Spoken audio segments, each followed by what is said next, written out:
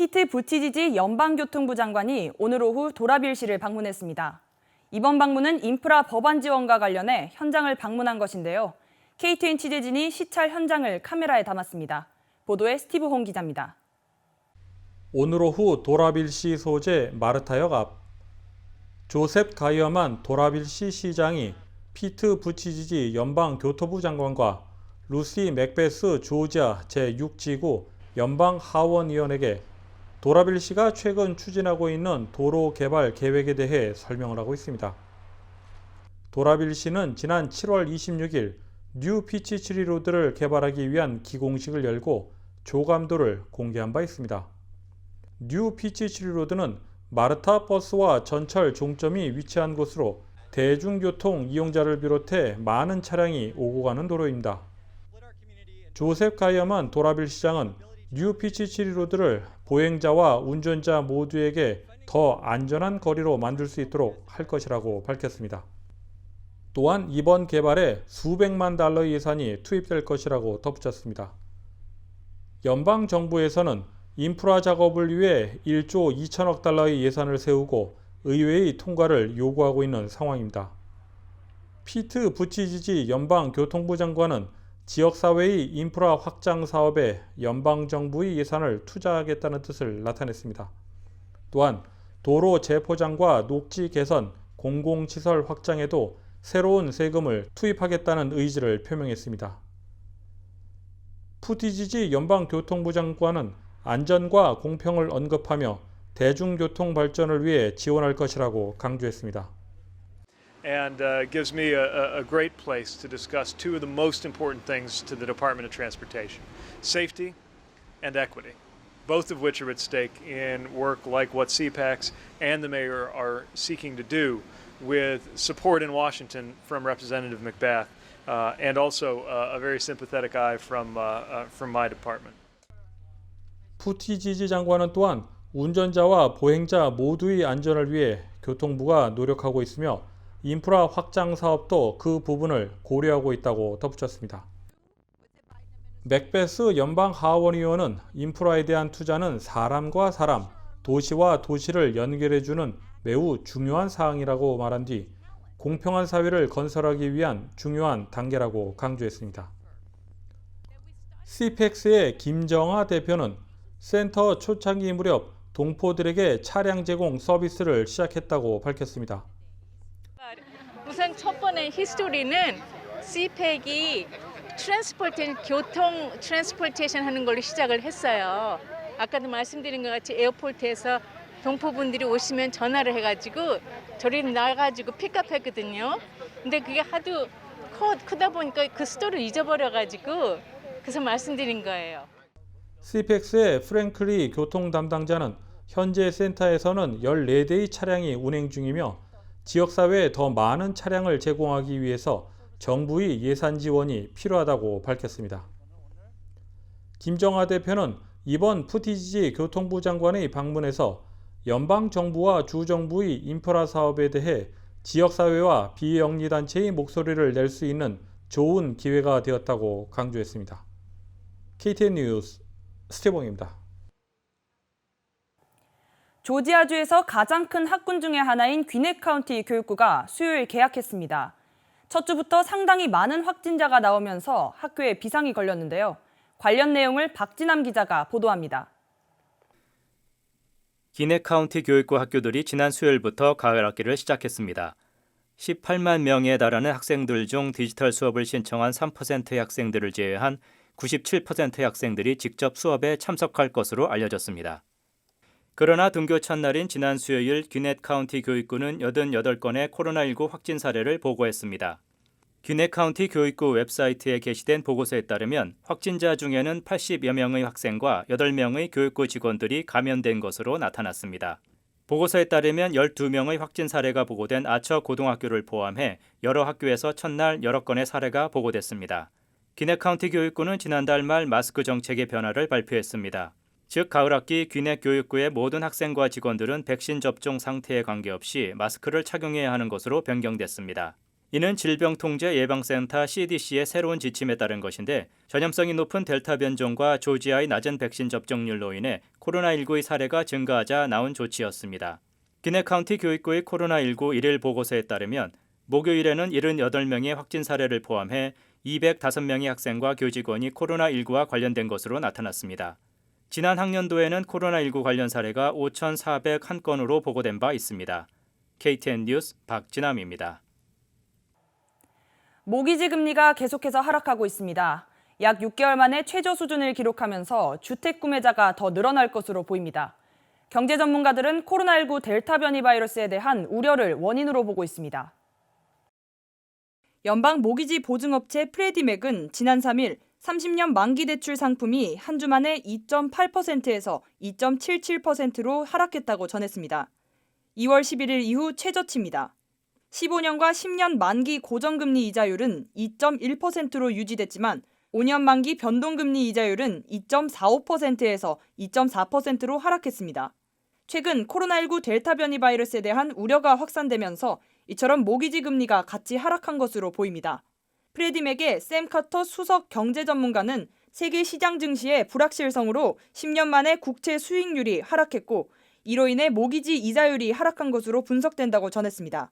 모기지 금리가 계속해서 떨어지면서 주택을 구매하려는 사람이 늘어날 것으로 전망됩니다. 한인타운 영화관에서 한국 영화를 다시 즐길 수 있게 됐습니다. 배우 김윤석과 조인성 주연의 영화 모가디슈가 슈가루프 밀스 AMC 영화관과 둘루스 리갈 스튜디움 18 극장에서 오늘부터 오는 12일까지 상영됩니다. 영화 모가디슈는 1991년 소말리아의 수도 모가디슈에서 내전으로 인해 고립된 사람들의 생사를 건 탈출을 그린 영화입니다.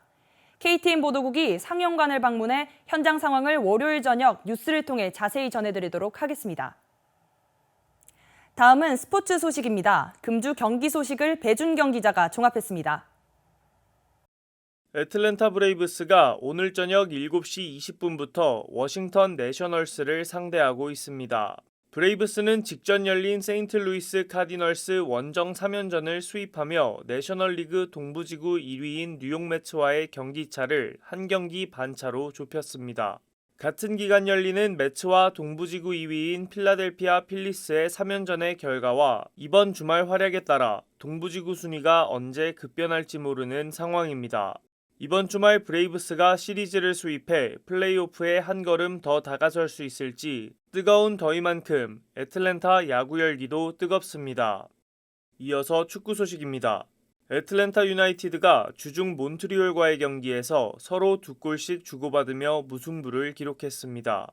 유나이티드는 이번 주말에는 지난 7월 24일 홈에서 상대해 체면을 구겼던 콜럼버스를 상대하기 위해 오하이오로 원정을 떠납니다.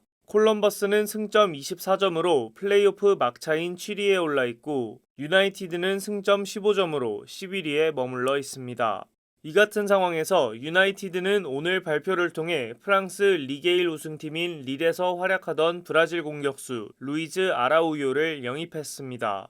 정규 시즌이 17경기, 즉 반환점을 도는 시점에서 플레이오프를 위해 유나이티드의 반등이 절실한 순간입니다. 애틀랜타 호크스가 오프시즌간 팀의 주축들과 재계약을 진행하며 시즌 준비에 한창입니다. 우선 팀의 에이스인 트레이 영과 5년 2억 700만 달러에 이르는 초대형 신인 연장 계약에 합의했습니다. 그리고 팀의 또 다른 프랜차이즈 주축 선수인 파워포워드 존 콜린스와도 1억 2,500만 달러에 달하는 프리에이전시 계약에 성공했습니다. 트레이 영은 22세, 존 콜린스는 23세로 호크스는 팀의 젊은 주축들을 지켜 다음 시즌에도 플레이오프를 정조준하게 되었습니다. 더불어 올해의 식스맨상을 3번 수상한 루 윌리엄스와 베테랑 솔로몬 힐과 1년 재계약에 성공했습니다. 주축 선수들은 지키고 벤치 자원들은 리툴링에 들어간 호크스가 과연 다음 시즌에도 플레이오프 무대에서 좋은 활약을 펼칠 수 있을지 시즌 시작 전부터 팀을 향한 기대가 모아지고 있습니다. 테네시주 멤피스에 위치한 TPC 사우스윈드에서 월드골프 챔피언십 페덱스 세인트 주드 인비테이셔널이 열리고 있습니다. 목요일 1라운드 진행 결과 해리스 잉글리시가 8언더파 62타로 단독 1위에 올라 있습니다. 잉글리시 뒤로는 이안 폴터, 카를로스 오르티즈, 그리고 브라이슨 디셈보 등이 바짝 추격 중에 있습니다. 올림픽 금메달을 차지한 젠더 쇼플리는 1언더파로 다소 부진하고 있고 필 미컬슨과 더스틴 존슨 역시 1언더파에 머물러 있습니다. KTN 뉴스 배준경입니다. 다음은 코로나19 소식입니다. 오늘의 코로나19 현황을 종합했습니다. 8월 6일 오후 2시 50분 기준 미국 내 코로나19 누적 확진 환자는 3,631만 2,253명, 누적 사망자는 63만 1,962명입니다. 어제 하루 동안 신규 확진 환자는 5만 51명 늘었고 신규 사망자는 251명 증가했습니다. 주변 누적 확진 환자는 캘리포니아, 텍사스, 플로리다, 뉴욕, 일리노이 순으로 많습니다. 주변 누적 사망자는 캘리포니아, 뉴욕, 텍사스, 플로리다, 펜실베니아 순으로 많습니다. 다음은 조지아주 코로나19 현황입니다. 오후 2시 50분 집계에 따르면 조지아주의 누적 확진 환자는 95만 3,870명, 누적 사망자는 18,829명으로 집계됐습니다. 신규 확진 환자는 4,154명으로 증가했고 신규 사망자는 32명으로 늘었습니다. 다음은 카운티별 집계입니다. 귀네 카운티 누적 확진 환자 91만 12명, 누적 사망자는 1,141명입니다. 목요일 대비 신규 확진 환자는 285명 늘었고 신규 사망자는 1명 늘었습니다. 풀턴 카운티 누적 확진 환자 89,128명, 누적 사망자는 1,385명입니다. 신규 확진 환자는 363명 늘었고 신규 사망자는 2명 늘었습니다. 이상 오늘의 코로나19 현황이었습니다.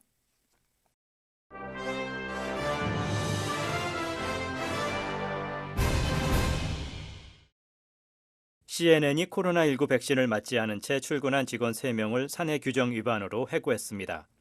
뉴욕타임스 보도에 따르면 지난 5일 제프 저커 CNN 사장은 지난주 백신을 접종하지 않고 사무실에 출근한 직원 3명을 해고했다고 알렸습니다.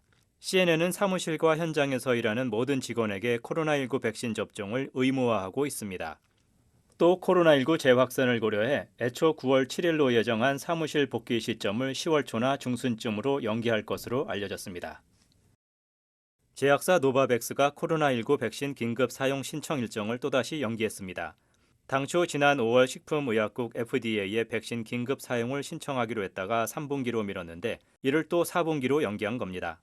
노바백스 측은 승인 관련 작업을 마무리하는 정도 문제라고 설명했습니다.